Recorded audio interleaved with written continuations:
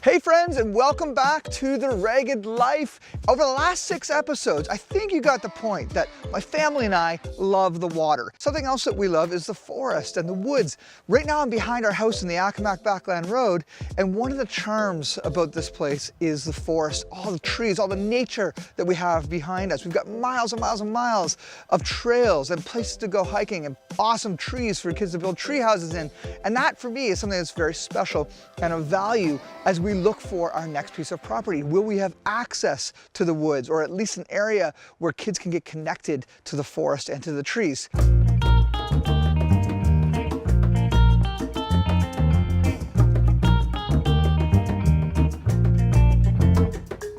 Since we sold our cottage, we've been spending a lot of time on our friends Monica and Steve's new piece of property.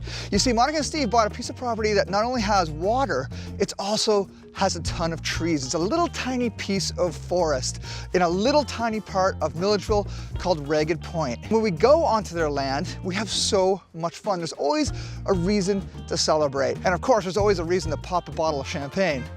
Who wants to be on the receiving end of this thing? Bam.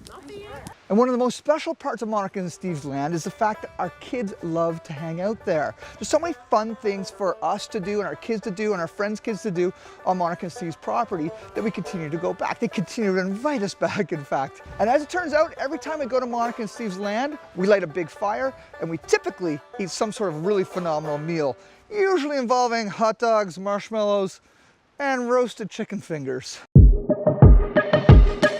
For as many years as we've been hanging out as a family, we've been dreaming about ways to live close to each other because, you know, we do spend a lot of time together and it's part of that sense of community. Who are the people that we love that we want to surround ourselves with?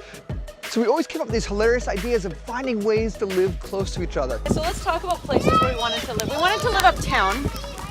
So that's definitely, and you know what, that's still in the cards. We've always talked about, we actually tried to live down the street from your parents' place. And then this very piece of property here, did we not look at this as well? We looked with the at house? This with the house. You guys were gonna buy the house, we were gonna buy the house. We tried to buy this piece of land. We were like, can you move on the land with us? At one time we also talked about, remember building a commune? Right here.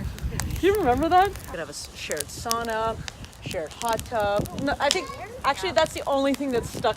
And as we spend more time together on their land, Jessica and I are realizing there's 3 criteria that we are looking for. 1 is our ability to create community. 2 is our access to nature. And 3 is our ability to reduce our carbon footprint. So stay tuned to the next episode to see if we get a little bit closer to finally getting a new place for us to live.